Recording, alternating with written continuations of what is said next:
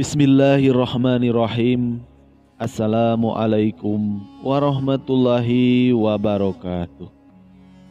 Alhamdulillahirabbil alamin. Wassalatu wassalamu ala asyrafil anbiya'i wal mursalin. Nabiyina wa habibina Muhammadin wa ala alihi washabihi ajmain.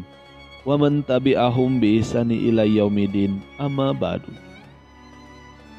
Segala puji hanya milik Allah, Rabb semesta alam.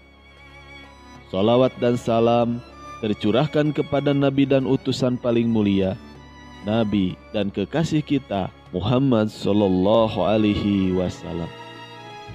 Kepada keluarga, sahabat-sahabatnya, dan kepada siapa saja yang mengikuti mereka dengan baik hingga hari pembalasan. Marilah kita bersolawat kepada junjungan kita Nabi Muhammad sallallahu alaihi wasallam. Allahumma sholli ala Sayyidina Muhammad wa ala ali Sayyidina Muhammad. Sahabat yang dirahmati Allah, dalam video ini kita akan membahas tentang tanda-tanda siksa kubur yang telah menanti manusia di dunia jika tak segera bertaubat. Berikut adalah ulasannya. Setiap makhluk hidup pasti akan menemui kematian. Tidak terkecuali manusia pasti akan mati. Allah Subhanahu wa ta'ala berfirman, setiap yang bernyawa pasti akan mati. Hanya kepada Kami kamu dikembalikan. Quran Surat Al-Ankabut ayat 57. Setelah manusia meninggal, maka manusia akan berhadapan dengan alam kubur. Di alam kubur tersebut akan ada dua pilihan, apakah mendapat nikmat kubur atau ditimpa azab kubur. Imam Ibnu Qayyim dalam kitabnya Ar-Ruh, beliau menerangkan, banyak hal yang bisa menyebabkan seseorang ditimpa dengan azab kubur. Jika kita lihat secara umum, manusia diazab disebabkan karena kelalaian mereka terhadap Allah Subhanahu wa ta'ala. Manusia seringkali tidak melaksanakan perintahnya dan selalu melanggar larangannya. Allah tidak akan mengazab ruh yang mengenalnya, mencintainya, melaksanakan perintahnya, dan juga meninggalkan larangannya. Barang siapa yang telah membuat Allah marah dan murka, lalu dia tidak sempat bertaubat dan mati di dalam keadaan demikian, maka dia akan mendapatkan azab di alam barzakh sesuai dengan kemurkaan Allah Subhanahu wa ta'ala. Syekh Muhammad bin Shalih Al-Utsaimin berkata, azab kubur bagi orang yang kafir terjadi terus-menerus dan tidak akan terputus. Mereka merupakan golongan orang-orang yang akan terus mendapatkan azab kubur sampai datangnya kiamat dan dimasukkan ke dalam neraka.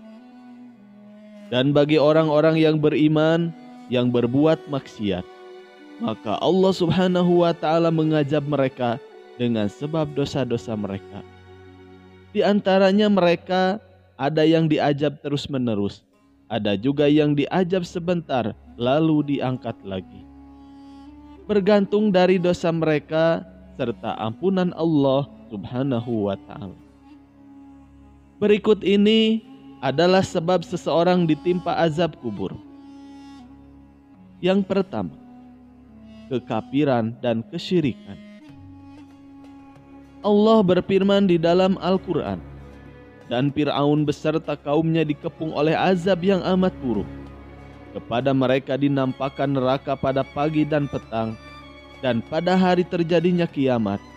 Lalu diperintahkan kepada malaikat, masukkan Fir'aun dan kaumnya ke dalam azab yang sangat keras. Quran Surat Ghafir ayat 45-46. Lalu yang kedua, manusia munafik.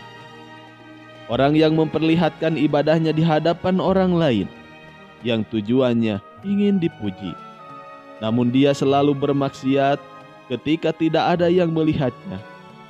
merasa tidak diawasi oleh Allah Subhanahu wa Ta'ala, maka ini adalah ciri-ciri manusia munafik yang kelak akan ditimpa siksa kubur. Sebagaimana Allah berfirman mengenai munafiknya orang Badui pada zaman Rasulullah Shallallahu Alaihi Wasallam. Di antara orang-orang Badui yang tinggal di sekelilingmu, ada orang-orang munafik dan juga di antara para penduduk Madinah. Mereka keterlaluan dalam kemunafikannya. Kamu Muhammad tidak mengetahui mereka, tetapi kami mengetahuinya. Nanti mereka akan kami siksa 2 kali. Kemudian mereka akan dikembalikan kepada azab yang besar. Quran Surat At-Taubah ayat 101. Lalu yang ketiga, tidak menjaga diri dari air kencing. Hal yang dianggap sepele namun ternyata sangat berat hukumannya adalah tidak menjaga diri dari air kencing. Air kencing termasuk najis, maka tubuh, pakaian, atau bagian yang terkena air kencing harus segera dibersihkan. Jika tidak dibersihkan, maka dapat menyebabkan sholatnya tidak sah dan menjadi sebab datangnya siksa kubur. Bersihkanlah diri dari air kencing, karena sesungguhnya kebanyakan siksa kubur berasal darinya. Kebanyakan azab kubur itu disebabkan dari air kencing. Hadis riwayat Ahmad. Orang yang tidak membersihkan diri dari kencing ketika buang hajat, dia termasuk ke dalam golongan pembuat dosa besar. Juga termasuk perbuatan yang kurang baik adalah ketika sebagian orang, baik orang tua maupun anak-anak, laki-laki atau juga wanita, buang air di pinggir jalan. Jagalah dirimu dari 3 tempat yang membawa laknat. Buang hajat di tempat berkumpulnya air, di jalan raya, dan di tempat bernaung. Hadis riwayat Abu Dawud. Lalu yang keempat, ghibah dan mengadu domba. Perbuatan yang sering kali dilakukan dan menjadi sebab terkenanya azab kubur adalah ghibah dan mengadu domba. Ghibah adalah engkau menyebutkan mengenai saudaramu dengan hal-hal yang tidak ia sukai. Hadis riwayat Muslim. Tatkala Robku memirajkanku, aku melewati beberapa kaum yang memiliki kuku dari tembaga. Lalu mereka mencabik-cabik wajah dan juga dada mereka. Aku bertanya kepada Jibril, siapakah mereka wahai Jibril? Lalu Jibril menjawab, mereka adalah orang-orang yang memakan bangkai saudaranya atau ghibah dan menjauhkan kehormatan manusia. Hadis riwayat Ahmad. Lalu yang kelima, meratapi jenazah. Berhati-hatilah ketika menghadapi jenazah. Ratapan seorang yang berlebihan akan mengakibatkan mayit ditimpa azab. Sesungguhnya mayit itu akan diazab karena ratapan keluarganya. Am-Muttaqun alaih. Mayit itu akan diazab dikuburnya dengan sebab ratapan atasnya.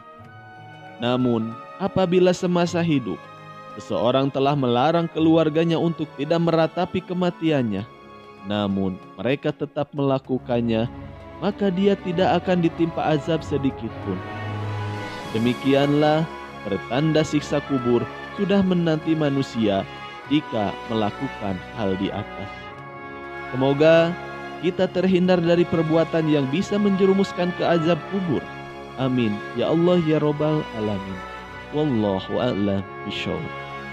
Sekian yang bisa kami sampaikan, semoga bermanfaat. Wassalamualaikum warahmatullahi wabarakatuh.